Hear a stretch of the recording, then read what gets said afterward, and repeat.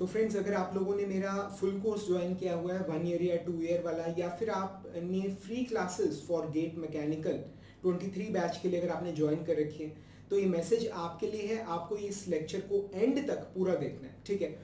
तो राजी, इस सेशन के अंदर हम बात करने वाले हैं मतलब इजी और safe options for mechanical engineers के बारे में। मतलब मैकेनिकल इंजीनियरिंग करने के बाद, ग्रेजुएशन के बाद आपके पास मोटे मोटे तौर पे क्या क्या ऑप्शंस बचती हैं, और उनमें से कौन सी ऑप्शंस ऐसी हैं जो बहुत आसान है, जो रिलायबल है, जहां पर आप जब मेहनत करोगे तो आपको रिजल्ट मिलेगा ही मिलेगा, ठीक है।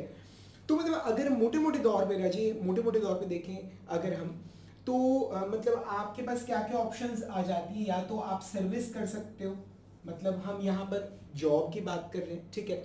या फिर आप बिजनेस कर सकते हो,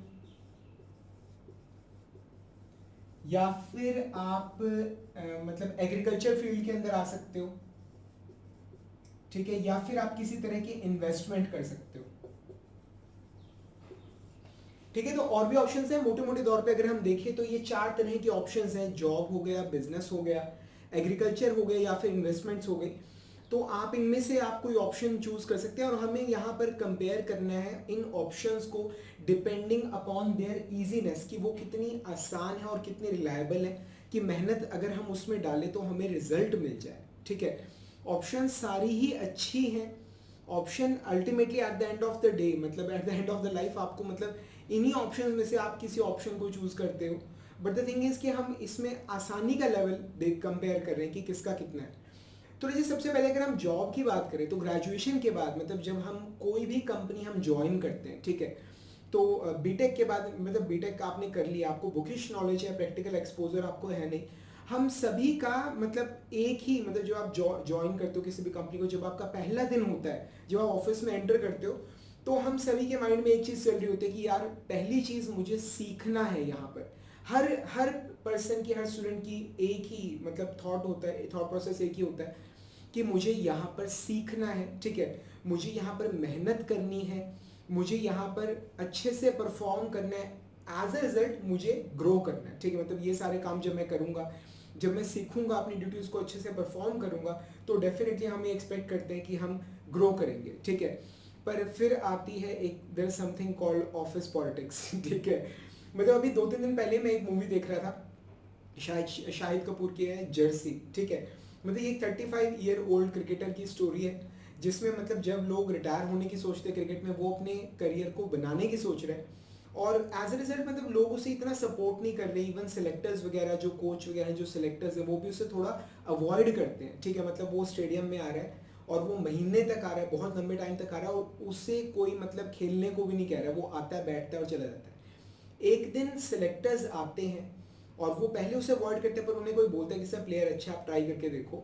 तो सिलेक्टर शाहिद कपूर को बोलता है कि आओ शॉट मार के दिखाओ पिच के ऊपर, ठीक है। एंड व्हाट हैपेंस इज कि उसका जो ग्लब है, ठीक है, वो जो उसके कलीग्स हैं वो उठा के छुपा के साइड में रख देते हैं, और वो जब सिलेक्टर सामने खड़े हैं, वो अपने ग्लब को ढूंढ रहे हैं, ठीक है। तो सिलेक्टर्स देखते हैं यार ये कैसा पर्सन है जो अपना सामान ही पूरा नहीं लेके आया, और उसे ऑन द स्पॉट बाहर कर देते हैं। मतलब पहले तो अपॉर्चुनिटी आ नहीं रही, जब आ रही है तो कलीग्स ने मतलब उसको साफ कर दिया। तो ये सब चीज़ें मतलब ऑफिस में होना एक आम बात है। और अगर कलीग सपोर्टिव है भी, तो उसके बाद आता है, कभी कभार, मैं सब की बात नहीं कर रहा, आता है एक बॉस, ठीक है। तो वो बॉस ऐसा है जो आपसे सारा काम कराता है, उस काम को ऊपर मैनेजमेंट को दिखाता है और बोलता है कि ये काम मैंने किया है, और आपके बारे में ये फीडबैक देता है कि भाई ये दुनिया का सबसे घटिया एम्प्लॉय है, इसे फायर कर दो, ठीक है ना, या इसका इंक्रीमेंट हटा दो। तो रजिए मतलब हम कहीं पे भी जॉब करते हैं, हम सीख सकते हैं, हम मेहनत कर सकते हैं, हम परफॉर्म कर सकते हैं, but there are certain external factors जो प्ले करते हैं, ठीक है। अब यार देखो, पता है क्या, कभी कभी ना जो पर्सन वीडियो बना रहा है, जो आपका टीचर आपको कुछ बता रहा है, उसका मोटिव कुछ और है, और आप उस लेसन से कुछ और चीज़ लेके निकल रहे हो, ठीक है। मतलब मेरा यहाँ पर जो मोटिव है वो है आपको एक ईजी ऑप्शन बताना लाइफ में कामयाब होने का, और आप चीज़ों को इस तरह से ले रहे हो कि सर ने कहा है कि यार ऑफिस में तो पॉलिटिक्स होती है, वो है कि मतलब ये चीज़ें मुझे जॉब नहीं करनी, ठीक है। ऐसा कुछ नहीं है, सारी दुनिया करती है, ठीक है। पर मैं यहाँ पर आपको एक चीज़ बताना चाहता हूँ, there is something called external factor, ठीक है। आप सीख सकते हो, आप मेहनत कर सकते हो, आप मतलब रिस्पॉन्सिबली आप अपनी जॉब को परफॉर्म कर सकते हो, but there are certain external factors जो रोल प्ले करते हैं आपकी ग्रोथ के अंदर, ठीक है। तो भाई वो एक्सटर्नल फैक्टर्स जैसे भी होंगे, अगर सपोर्ट में आए तो आप ग्रो करोगे, अगर सपोर्ट में नहीं आए, अगर अपोजिट चलेंगे तो मैं ये नहीं कह रहा आप ग्रो नहीं करोगे, आप ग्रो करोगे, पर आपको ज़्यादा मेहनत करनी पड़ेगी, आपको थोड़ा फाइट मारनी पड़ेगी, ठीक है। तो ये था जॉब का सिनेरियो। उसके बाद आता है बिजनेस, ठीक है। तो राजे, अगर हम जॉब और बिजनेस को अगर कंपेयर करें तो मैं आपको क्लियरली एक बात बोलना चाहूँगा कि जॉब जो है वो 1000 गुना, या मैं ये कहूँगा 10,000 गुना आसान है as compared to business. And that's the main reason कि आप जिस भी पर्सन को जानते हो वो जॉब कर रहा है, ठीक है। मतलब आसपास की सारी दुनिया जॉब क्यों करती है, हम सभी जानते हैं बिजनेसमैन लोग ज़्यादा पैसा कमाते हैं, जो लोग उनके अंडर जॉब करते हैं उनका खून चूसते हैं, एटलीस्ट मतलब लोग ऐसा बोलते हैं, ठीक है। मैं खुद एक बिजनेसमैन हूँ। तो बिजनेसमैन के बारे में लोग क्या कहते हैं कि भी ये पैसा कमा रहा है, लोगों का खून चूस रहा है, ठीक है, सब कुछ है। तो फिर मतलब हर कोई बिजनेसमैन क्यों नहीं बन जाता अगर इतना ही वो सक्सेसफुल है, तो because it's really very tough, ठीक है। मतलब आप जरूर मतलब किसी ऐसे करियाने वाले को जानते होंगे जिसका करियाने का काम उसने मेहनत करी और बहुत अच्छा चलाया, ठीक है, और उसके साथ में मतलब जब मार्केट चल पड़ी तो एक और करियाने वाला आके बैठ गया, ठीक है। या फिर मतलब उन दोनों ने अच्छा काम चलाया तो साथ में बिग बाजार की एक मतलब बड़ा बिग बाजार, आप जानते हो बिग बाजार, ठीक है, वो आके खुल गए, ठीक है। तो जब बिग बाजार किसी करियाने वाले की दुकान के साथ में खुलेगा तो उस बिजनेस का क्या होगा, ठीक है, आप जानते हो। और बिग बाजार का नाम मैंने जान के लिया है क्योंकि बिग बाजार खुद बंद हो चुका है, ठीक है। पता नहीं अमेजोन या रिलायंस दोनों में से किसी ने खरीदा है, दोनों लड़ रहे हैं उसके लिए, पर जो भी है मतलब बिग बाजार इज फिनिश्ड। मतलब एक ऐसा बिजनेस जिसके अंदर जो मालिक था उसने IIM के जो MBA थे उन लोगों को हायर किया था चलाने के लिए, जब वही डूब गया तो यू कैन एक्सपेक्ट कि मतलब बिजनेस में मार्केट कितनी टफ रहती है। मतलब आपको सामान कहीं से प्रोक्योर करना है, मतलब वहाँ पे जो प्राइसेस है वो एक्सटर्नल फैक्टर्स रेगुलेट करेंगे। फिर जहाँ आपको मार्केट में बेचना है वहाँ की जो प्राइसेस है वो एक्सटर्नल फैक्टर रेगुलेट करेंगे, ठीक है। उसके बाद गवर्नमेंट की पॉलिसीज़ वगैरह और कंपटीशन का लेवल और सब कुछ, मतलब everything is regulated by external factors. तो भाई एक बात बोलूँगा कि जॉब करना बिजनेस करने से 1000 गुना आसान है, ठीक है। रीज़न ये कि बिजनेस के अंदर एक्सटर्नल फैक्टर जो है वो बहुत ज़्यादा इंपॉर्टेंट रोल प्ले करता है, जॉब में रिलेटिवली कम करता है, ठीक है। अब आती है बारी एग्रीकल्चर की, ठीक है। भाई एक बात, मतलब मैंने जॉब भी किया, मैंने बिजनेस भी किया है, पर मैं कभी भी एग्रीकल्चर फील्ड में मैं कभी नहीं आने वाला, ठीक है। बिकॉज एक्सटर्नल फैक्टर्स जितना इंपॉर्टेंट रोल यहाँ प्ले करते हैं उतना भाई किसी फील्ड में नहीं करते। मतलब अगर आप एक किसान को देखें तो वो मतलब मेहनत, सबसे पहले उधार लेगा, उसके बाद वो ज़मीन में मतलब बिजाई वगैरह करेगा, सारा मतलब पूरा प्रोसेस वगैरह करेगा, उसके बाद वो वेट करेगा बरसात की कि बरसात होएगी। External, again an external factor, बरसात डिसाइड करेगी कि रेनफॉल डिसाइड करेगा कि फसल कितना होगा, ठीक है।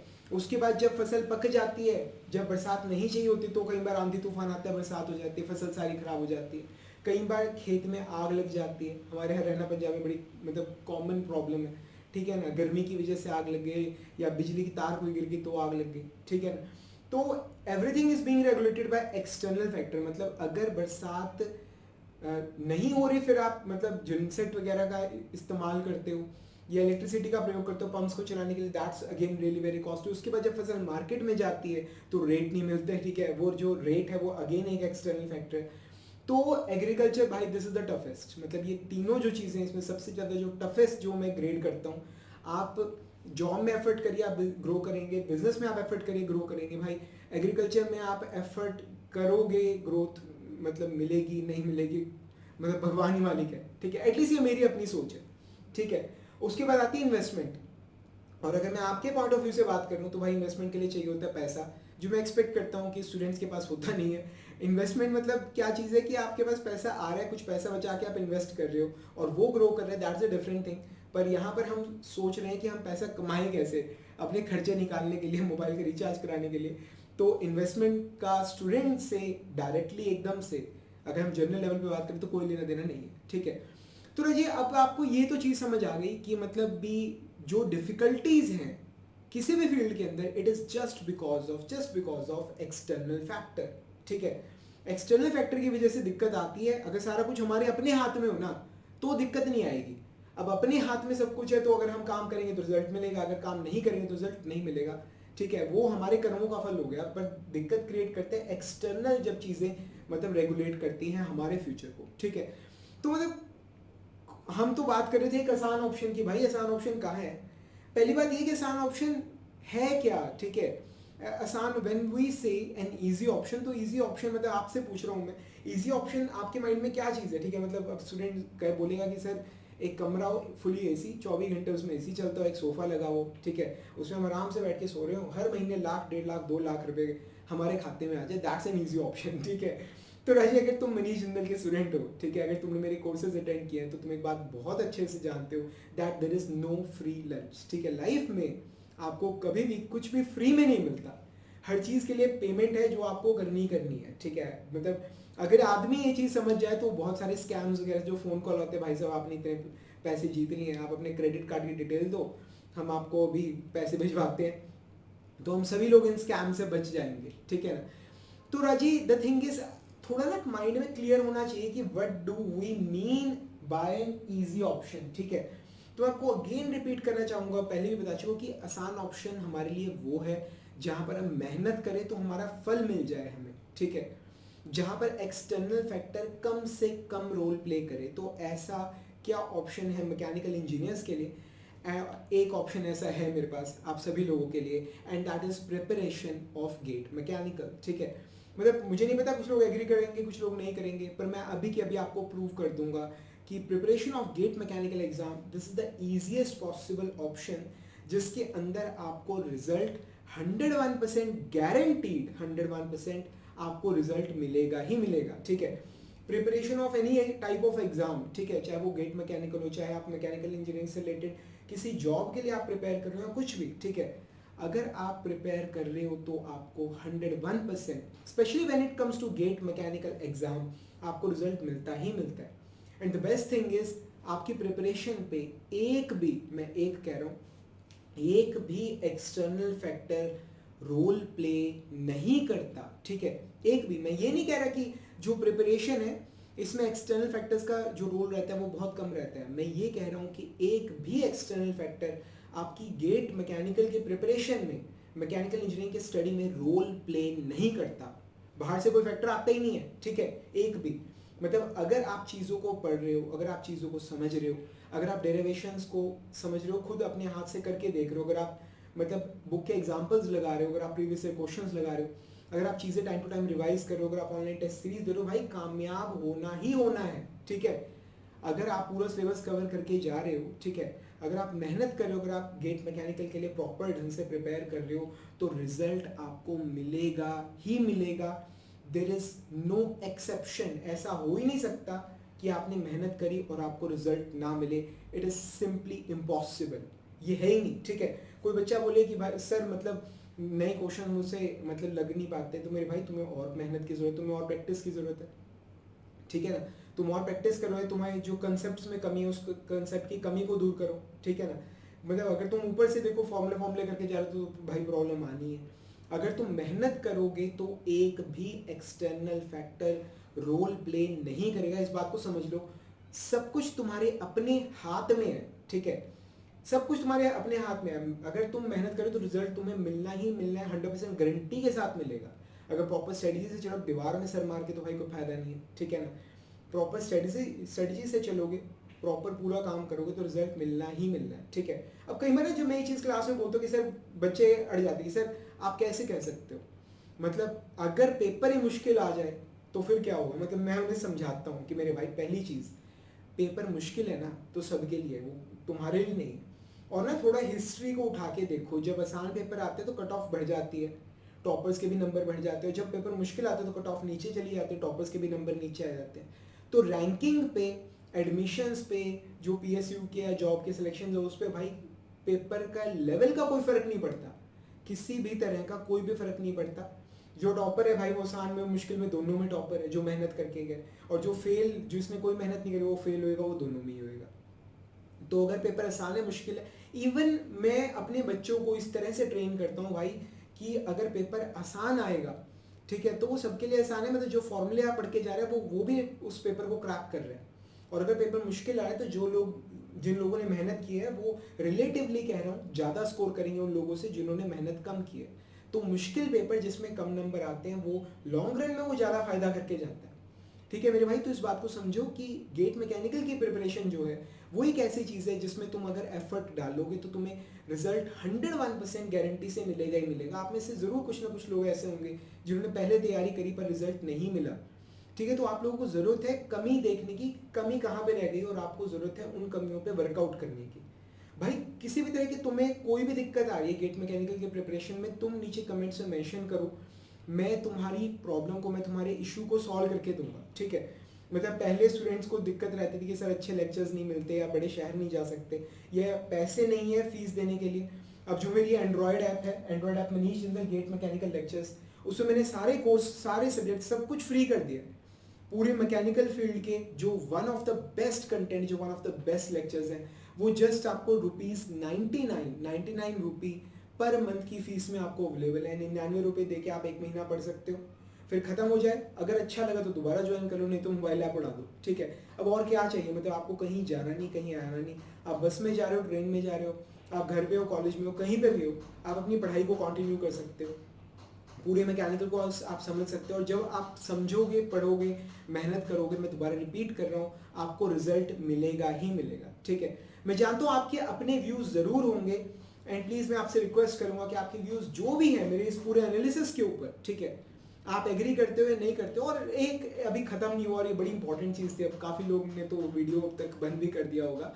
ठीक है, मतलब स्टूडेंट मुझे ये कहते हैं कि सर आप कहते हो गेट की तैयारी करो, उसके बाद हम एमटेक करेंगे, एमटेक करके भी तो यही जगहों पे जाएंगे ना। ठीक है, और उसके बाद भी तो जॉब करनी है, उसके बाद भी तो बिजनेस करने। मेरे भाई चीज़ को ना समझने की कोशिश करो। Eight the end of the day हमें जाना यहीं पर है, या हम अपना काम करेंगे या हम किसी के लिए काम करेंगे। ठीक है, या हम मतलब जाना हमें यहीं पर है। ठीक है, बात वो नहीं है, पर बात ये है कि जब आप ग्रेजुएशन करके निकलते हो, आप जॉब ढूंढते हो तो आपको मिलता है 10, 15, 20 हज़ार इस तरह से। एक लोकल कंपनी में एक रिपीटेटिव काम मिलता है जिसमें आपको सीखने के लिए कुछ नहीं होता, जिसमें आपकी कोई ग्रोथ नहीं होती। पर जब आप अच्छी जगह से मास्टर्स करके फिर जब आप इंडस्ट्री में जाते हो, तो आप मोस्ट ऑफ द टाइम जब आप मास्टर्स करके जा रहे हो, आप रिसर्च एंड डेवलपमेंट में जाते हो, एक तो सैलरी, स्टार्टिंग सैलरी बहुत ज़्यादा होगी, 70, 80, 90 हज़ार रुपये, लाख रुपए आपको स्टार्टिंग मिलेगा।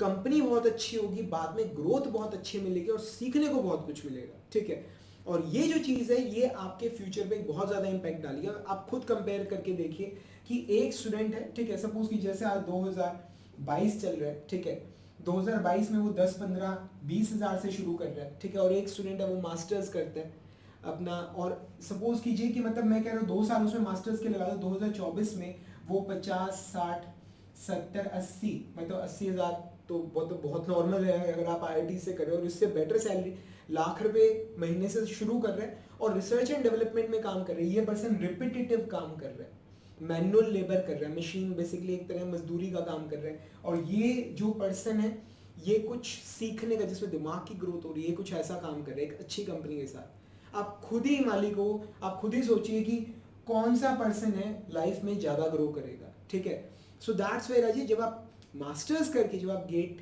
के लिए प्रिपेयर करते हो, आप किसी अच्छी जगह से मास्टर्स करते हो, उसके बाद जब आप इंडस्ट्री में निकलते हो तो आपका जो ग्रोथ होता है वो एक अलग ही नेक्स्ट लेवल पे होता है। ठीक है, तो इस बात को समझने की सख्त ज़रूरत है। मुझे आप लोगों के कमेंट्स का हमेशा बेसब्री से इंतजार रहता है। अगर आपको कोई भी फ्रेंड है जो मैकेनिकल इंजीनियरिंग पढ़ रहा है सेकंड, थर्ड, फाइनल ईयर में, या पास आउट है, उसे ज़रूर बताइएगा कि पूरा मैकेनिकल 99 रुपीज़ में अवेलेबल है on mobile app Manish Jindal GATE mechanical lectures. अब मैं मिलूंगा कल आपसे एक नई लेक्चर के अंदर, तब तक के लिए thank you very much and wish you all the best.